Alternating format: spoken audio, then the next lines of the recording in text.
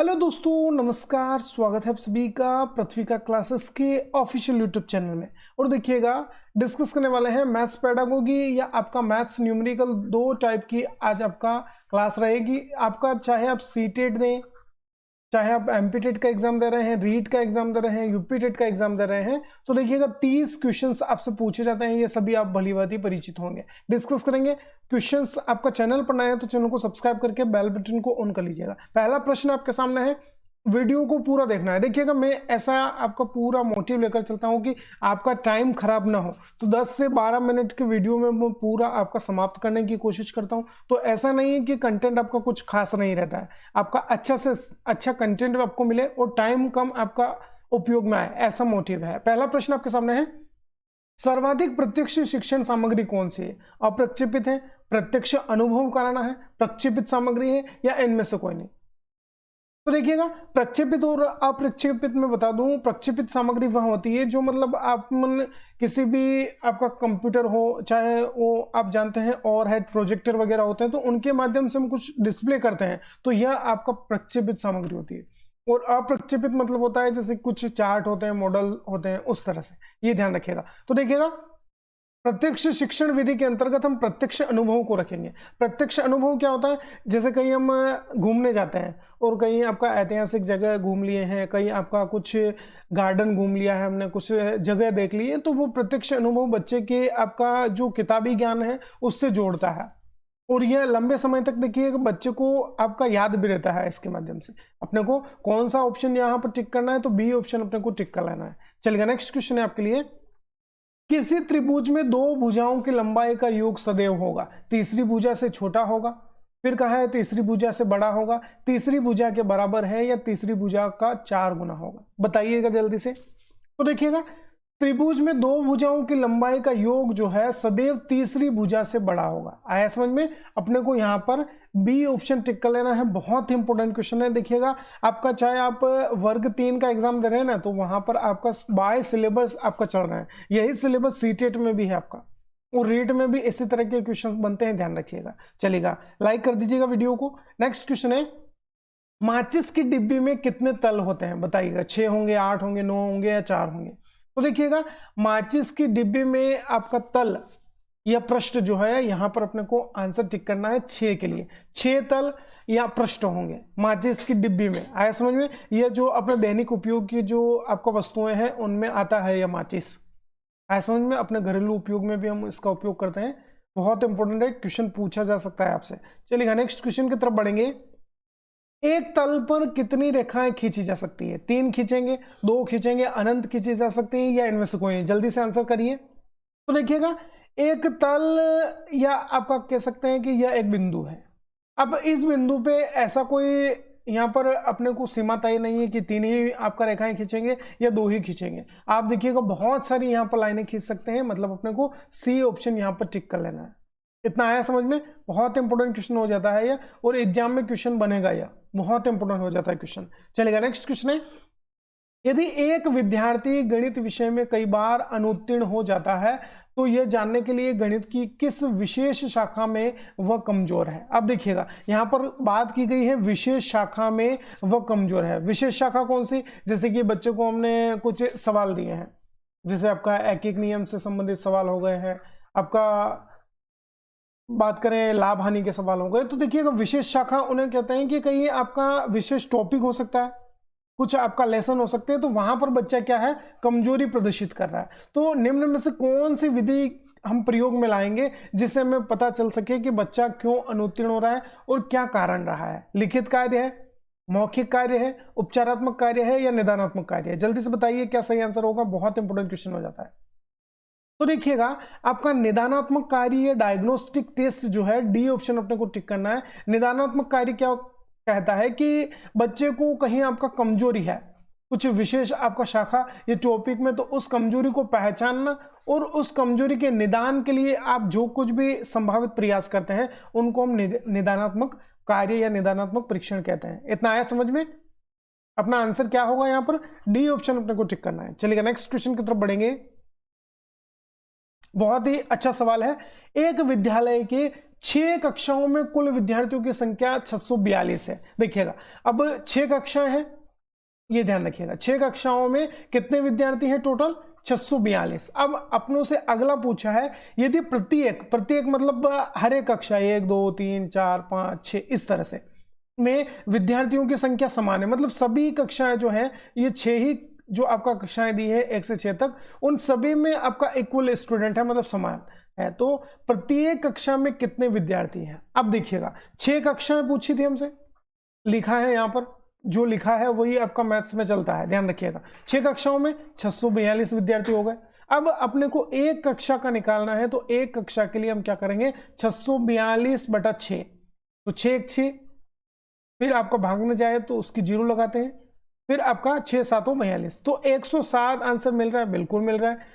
तो आपका प्रत्येक कक्षा का पूछा था, तो प्रत्येक कक्षा में मतलब हर एक कक्षा में बात करें तो 107 विद्यार्थी हो जाएंगे। बी ऑप्शन अपने को यहाँ पर टिक कर लेना है, बहुत इंपॉर्टेंट क्वेश्चन हो जाता है। आया समझ में? चलेगा, इजी है सवाल वैसे ही। नेक्स्ट क्वेश्चन की तरफ चलते हैं। 1 लीटर शुद्ध घी का वजन 910 ग्राम है। अब पूछा है हमसे तो 700 मिलीलीटर घी का वजन कितना होगा? वेरी वेरी इंपॉर्टेंट क्वेश्चन हो जाता है ये क्वेश्चन, आपका रीट एग्जाम में आया है, ध्यान रखिएगा। तो अब बात करते हैं यहाँ पर, बहुत इंपॉर्टेंट क्वेश्चन।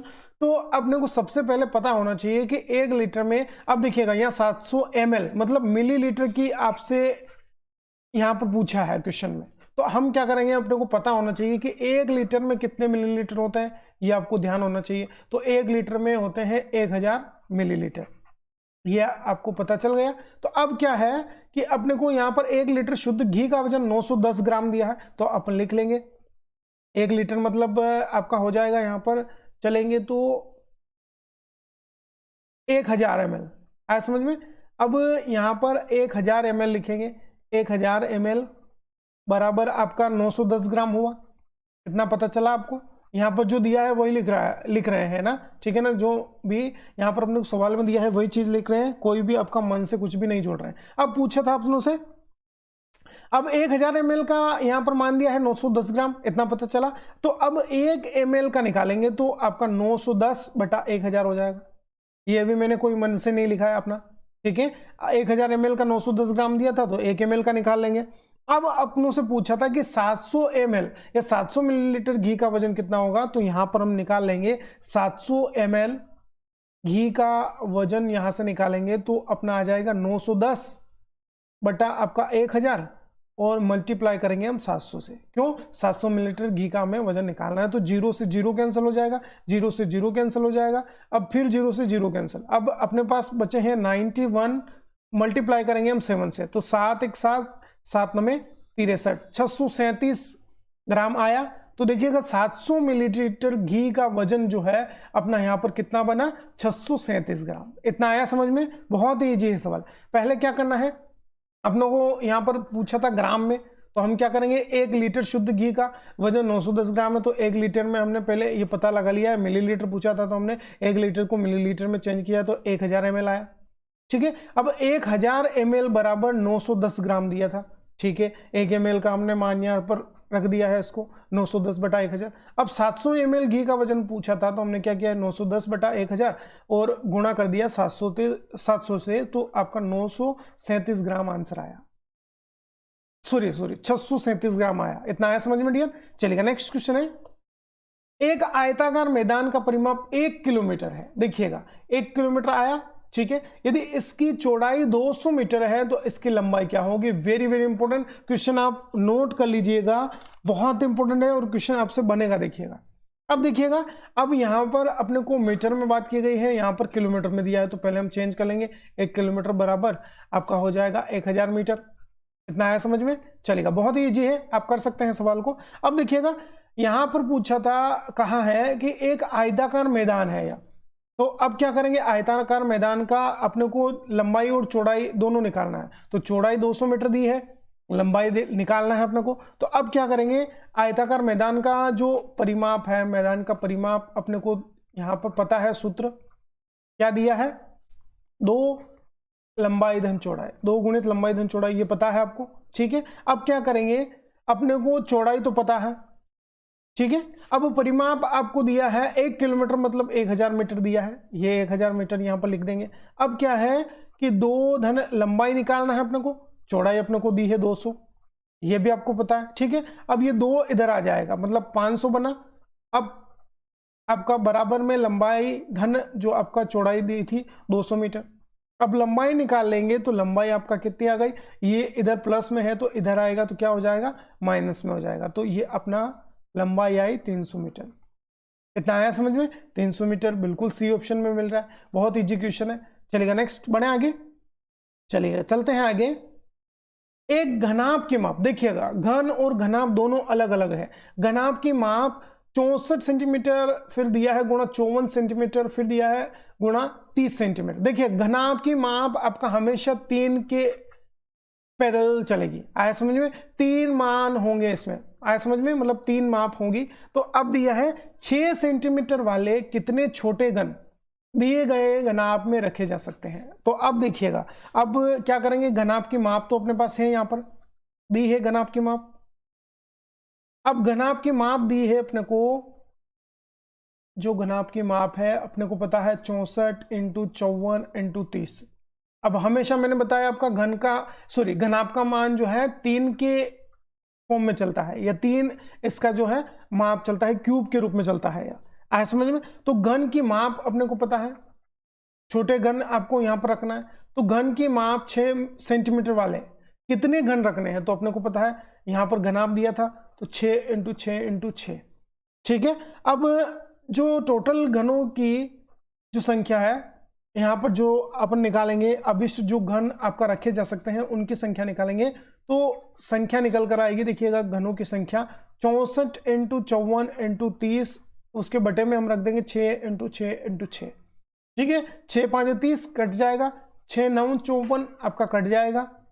अब 3 से काट सकते हैं इसको, 3 दूना 6, 3 तिया 9। अब 2 से फिर इसको काट सकते हैं 64 को, 2 तिया 6, 2 दूना 4। अब 32 × 9 सॉरी 3 आया, 32 × 3 × 5 आया। तो इसका मान अपने पास निकल कर आएगा 480। 32 × 5 = 160, 16 तिया 48, मतलब 480। कितने आपका घनाभ रखे जा सकते हैं, तो 480 संख्या बनेगा यहां पर। इतना आया समझ में, डी ऑप्शन अपने को टिक करना है। चलिएगा नेक्स्ट क्वेश्चन की तरफ बढ़ते हैं। छात्र गणितीय गणना में गति प्राप्त करते हैं। यह देखिएगा जो कैलकुलेशन है, हम गणित में सवाल कराते हैं तो बच्चा स्पीड या गति किस तरह से प्राप्त कर सकता है, चर्चा या वाद विवाद के द्वारा, मौखिक कार्य के द्वारा, लिखित कार्य के द्वारा, या अभ्यास कार्य के द्वारा, बताइएगा। तो देखिएगा जो आपका गणितीय गणना या कैलकुलेशन होती है उनमें ज्यादा से ज्यादा देखिए बच्चे को हम अभ्यास कराएंगे, ज्यादा से ज्यादा बच्चा सवालों की प्रैक्टिस करेगा तो आपका स्वाभाविक है कि यहाँ पर आपका गति या कैलकुलेशन में स्पीड बढ़ेगी बच्चे की। इतना आया समझ में, बहुत इंपॉर्टेंट क्वेश्चन हो जाता है। तो यहाँ पर अभ्यास के माध्यम से हम गणना में गति प्राप्त कर सकते हैं। चलिएगा नेक्स्ट क्वेश्चन की तरफ बढ़ते हैं। गणित में किस विधि में हम प्राय सूत्र तथा नियम की सहायता लेते हैं, बताइएगा। जिसमें सूत्र भी होगा और नियम भी बताएंगे। तो निगमन होगा, आगमन है, विश्लेषण है, या संश्लेषण है, बताइएगा। तो बात करें, देखिएगा सूत्र तथा नियम जो है अपना निगमन विधि के अंतर्गत चलते हैं। इतना समझ में, पहला ही ऑप्शन अपने को यहां पर टिक कर लेना है। निगमन विधि में क्या होता है, पहले आपका सूत्र बताते हैं फिर आपका नियम बताते हैं। चलिएगा बहुत अच्छी बात है, आगे बढ़ते हैं। चलिए क्वेश्चन है, निम्नलिखित 4 संख्याओं में 5 का स्थानीय मान होगा। अब देखिएगा यहां पर 5821 दिया है, 8521 दिया है, 2851 है और 1285 दिया है संख्या। अब क्या करना है अपने को यहां पर कि इन चारों संख्याओं में पूछा था हमसे कि 5 का स्थानीय मान क्या होगा। देखिएगा तो अब यहां से आपको देख लेना है, इजी है वैसे तो आप कर सकते हैं इसको। तो पहली संख्या में आपका क्या मान निकलेगा, 5000, ठीक है। क्यों निकलेगा, इकाई, दहाई, सैकड़ा, हजार के स्थान पर 5 है, 5 लिखे, कितनी शून्य बची है अपने पास 3, तो 3 शून्य लगा दी। अब यहां पर सैकड़े के स्थान पर है तो यह आपका 500 हो जाएगा। कैसे हुआ, सैकड़े के स्थान पर 5 है, सैकड़े के स्थान पर 5 रखे, 2 शून्य बची, 2 शून्य रख दे। अब यहां पर आपका दहाई के स्थान पर है तो दहाई के स्थान पर हमने रख दिया और 1 शून्य बची। फिर इकाई के अंक पर है तो वह अंक आपका जैसे का तैसा ही हम लिख देंगे। तो यहां पर जो आपका बना मान 5000 बनेगा पहले, फिर 500 बनेगा, फिर 50 बनेगा और फिर 5 बनेगा। इस तरह से आप इसको हल कर सकते हैं। इजी है वैसे, क्वेश्चन आएगा एग्जाम में, इस तरह का क्वेश्चन बनता है, ध्यान रखिएगा। देखिएगा अब आपसे यहाँ पर देखिए, जैसे मैं एक और आपको कॉन्सेप्ट क्लियर कर दूं, जैसे मैंने संख्या लिख दी 3 4 7 2 3, इस तरह से मैंने संख्या लिख दी। अब आपसे स्थानीय मान के अलावा एक और चीज पूछी जाती है, सॉरी, जो आपका कहलाती है जातीय मान, अंकित मान, फिर आपका पूछा जाता है टंकण मान, फिर आपसे पूछा जाता है शुद्ध मान। अब ये क्या होता है, तो अब देखिएगा जातीय मान, अंकित मान, टंकण मान, शुद्ध मान, ये सभी जो है जो आपका व्यक्तिगत संख्या होती है, मतलब पर्टिकुलर जो संख्या होगी वही संख्या जो है आपका यह कहलाती है, मतलब जो भी आपका नाम दिए है वो केवल और केवल संख्या होगी। अब देखिएगा यहाँ पर 34,723 में मैं पूछ लूँ आपसे कि 7 का अंकित मान क्या होगा, तो 7 का अंकित मान केवल 7 ही होगा पूछा जाए तो। अब एक और सवाल ऐसे भी आ सकता है कि आपका 34,723 आपसे दिया है, अब इसमें पूछ लिया जाए कि 4 का स्थानीय मान और 7 का अंकित मान में अंतर क्या होगा, तो देखिएगा 4 का स्थानीय मान तो 4000 हो जाएगा, और 7 का अंकित मान पूछा तो मैंने जैसा आपको बताया अभी कि वह आपका जो संख्या है वही आपका संख्या आपका, चाहे आप जाति मान के लिए कहे, अंकित मान के लिए कहे, टंकण मान के लिए कहे, शुद्ध मान के लिए कहे, केवल और केवल वही संख्या जो होगी। अब यहाँ पर जैसे मैं पूछ लूँ कि 2 का टंकण मान क्या है, तो आप कहेंगे कि 2 ही होगा, इस तरह से। ऐसा समझ में, अभी इस सवाल को आप कर सकते हैं आसानी से, कॉन्सेप्ट आई होप क्लियर हो चुका होगा। चलिएगा नेक्स्ट क्वेश्चन है, निम्न वस्तुओं में से कौन सी समतल है, वेरी वेरी इंपोर्टेंट, कागज है, गिलास है, गेंद है, बैलन है, बताइएगा। तो बिल्कुल सही जवाब दे रहे हैं, बहुत अच्छी तैयारी चल रही है सभी की आपकी। तो यहाँ पर कौन समतल बनेगा, तो कागज है जो समतल है, इसके अलावा गिलास, गेंद और बैलन में वक्र तल भी बनेगा, ध्यान रखिएगा, बहुत इंपॉर्टेंट है। तो सही आंसर क्या हुआ अपना, कागज। चलिए नेक्स्ट क्वेश्चन है, एक वर्ग का परिमाप 144 सेंटीमीटर है, यदि एक आयत का क्षेत्रफल इस वर्ग के क्षेत्रफल के बराबर है तथा आयत की लंबाई 81 सेंटीमीटर है, तो आयत की लंबाई तथा चौड़ाई में अंतर बराबर होगा, बताइएगा। तो अब देखिएगा, सबसे महत्वपूर्ण आपको पता होना चाहिए, वर्ग का परिमाप अपने पास दिया है, बिल्कुल दिया है, यहाँ पर कितना दिया है, 144 सेंटीमीटर। अब देखिएगा, वर्ग का क्षेत्रफल निकालना है अपने को, वर्ग का क्षेत्रफल निकालना है, ठीक है। तो वर्ग का क्षेत्रफल निकालने के लिए परिमाप बटे आपका 4 सूत्र होता है, इसका क्या होता है सूत्र, परिमाप बटे 4। तो परिमाप दिया था 144 बटे आपका 4, ये सूत्र से आया। अब 4 से इसका आपका भाग लगाएंगे, तो 4 × 12, 4 × 24, तो कितना बने आपका 36 जो है ये आपका निकल कर आया, क्या 36 सेंटीमीटर, क्या निकला, वर्ग का आपका क्षेत्रफल, सॉरी वर्ग की ये भुजा निकली, वर्ग की भुजा, ठीक है, वर्ग की भुजा निकालेंगे पहले, क्षेत्रफल निकालने से पहले वर्ग की भुजा निकालते हैं। तो भुजा अपने पास आई 36 सेंटीमीटर। अब देखिए, वर्ग का क्षेत्रफल होता है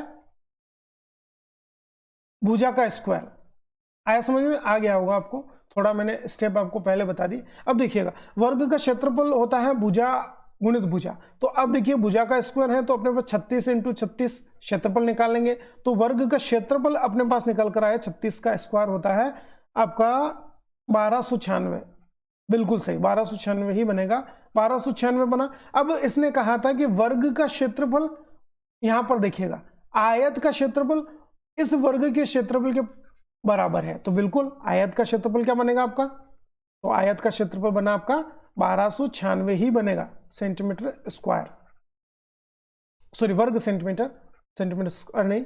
अब देखिएगा, अब अपने को क्या करना है, आयत की लंबाई दी है, आयत की लंबाई बिल्कुल दी है 81 सेंटीमीटर।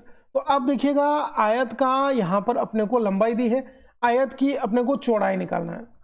तो आयत की चौड़ाई के लिए क्या करते हैं कि क्षेत्रफल बटे आपका लंबाई, तो 1296 आपको दिया था, क्षेत्रफल दिया है बिल्कुल।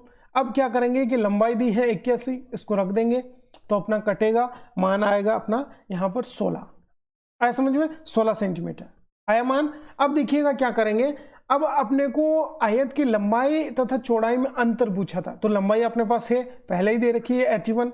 अब इसमें से क्या करेंगे, अंतर पूछा था दोनों का, तो हम क्या करेंगे 81 में से 16 अपने चौड़ाई निकाल ली बिल्कुल, तो अपने पास 81 में से 16 जाएंगे तो 65 सेंटीमीटर जो है अंतर आपका आएगा, ऑप्शन में दिया है, बिल्कुल सही जा रहे हैं, सी ऑप्शन। चलेगा नेक्स्ट क्वेश्चन है अपना, यदि एक समबाहुभुज की 9 भुजाएं हैं तो प्रत्येक बहिष्कोण बराबर होगा, तो देखिएगा इसका आपको मान निकालने के लिए एक सूत्र आता है। बहुभुज की भुजाएं कितनी दी है, तो 9 भुजाएं दी है, ठीक है। अब देखिएगा अपने को यहाँ पर बहिष्कोण का मान निकालना है, तो n की वैल्यू अपने पास यहाँ पर है 9, ठीक है, 9 दी है। अब देखिएगा इसका सूत्र होता है 360 बटे n। इसका सूत्र होता है n भुजा वाले समबहुभुज का बाह्य कोण निकालते हैं या बहिष्कोण निकालते हैं तो 360 बटे आपका n। तो n का मान अपने को भुजाएं होती है, चाहे 4 देता तो भी आपका मान यही होता, 9 होता, 3 होता, कुछ भी आपका भुजाएं दे तो आपका मान यहाँ पर n बराबर आपका आ जाएगा। जैसे अभी 9 दिया है तो 9 आ जाएगा। अब पूछा था अपनों से कि बहिष्कोण का अपने को यहाँ पर मान निकालना है, तो बहिष्कोण का मान अपन निकालेंगे 360 बटा n की वैल्यू अपने पास 9 है, तो 9 चौके 36, 40 डिग्री जो है आपका यहाँ पर आंसर आ जाएगा। आया समझ में? देखिएगा ऐसे आपका भी है सवाल, कुछ भी दे सकता है। यदि एक समबहुभुज की आपका 9 भुजाएं है दिया है, अब आपसे भुजाएं आपका 4 दे, 5 दे, 6 दे, 7 दे, 8 दे, 9 दे, आपको क्या करना है कि बस सूत्र को याद रखना है 360 बटा 9। आज समझ में? ये ध्यान रखिएगा, बहुत इंपॉर्टेंट क्वेश्चन हो जाता है। अपने को 40 डिग्री यहाँ पर आंसर हो जाएगा। ये आपका मोस्ट इंपॉर्टेंट क्वेश्चंस थे। आई होप आपको समझ आए होंगे सभी क्वेश्चंस।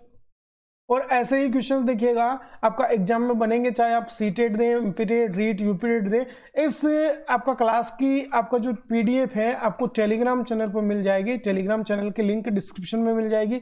चैनल पर नए हैं तो चैनल को देखिएगा, सब्सक्राइब करिएगा। आप वीडियो देख लेते हैं, सब्सक्राइब नहीं करते हैं तो सब्सक्राइब जरूर करिएगा। चलिएगा मिलते हैं एक नई अपडेट के साथ। जय हिंद, जय भारत।